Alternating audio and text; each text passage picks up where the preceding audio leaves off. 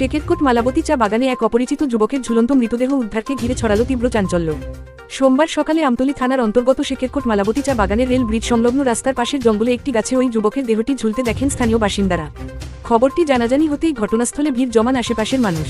স্থানীয়দের দাবি, মৃত যুবক ওই এলাকার বাসিন্দা নন। দেহের ঝুলন্ত অবস্থা দেখে এলাকাবাসীর প্রাথমিক অনুমান, যুবকটিকে অন্য কোথাও খুন করে এই চা বাগানের গাছে ঝুলিয়ে দেওয়া হয়ে থাকতে পারে।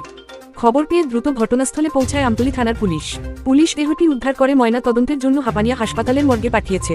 এটি খুন নাকি আত্মহত্যা তা ময়না তদন্তের রিপোর্ট আসার পরে স্পষ্টভাবে জানা যাবে বলে জানিয়েছে পুলিশ ও স্থানীয়রা। ঘটনার আসল রহস্য উদ্ঘাটনে তদন্ত শুরু করেছে আমতলী থানার পুলিশ। ব্যুরো রিপোর্ট, আজকের ত্রিপুরা। ব্রিজের সংলগ্ন স্থানে একটা লোক ঝুলিয়া রয়েছে। এটা আমরা এলাকাবাসীরা সবাই দেখতে পাই আর সবাই আইছে, কিন্তু কেউ চিনতে পারতেছে না লোকটাকে। লোকটা যে পজিশনে আছে, কিন্তু গামছা দিয়া ফাঁসি দিয়েছে, কিন্তু এটা দেখার মতো না, পাও তো মাটিতে লেগে আছে এবং হের জুতো পাও আছে।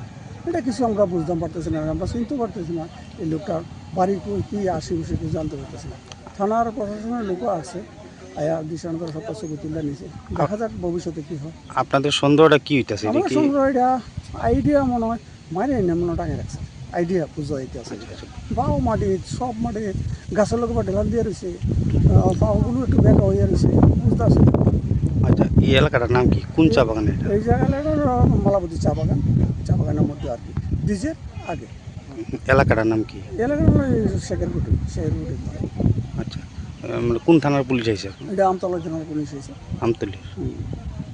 মানে যে মারা গেছে আর কি চিনতে পারতেছে না, না? কেউ চিনতে পারছে না। আমরা শত শত লোক আসা যাওয়া আছে, দেখতে আছে সবাই, কেউ চিনতে পারতেছে না বাড়ি কই কী আসে বিষয়।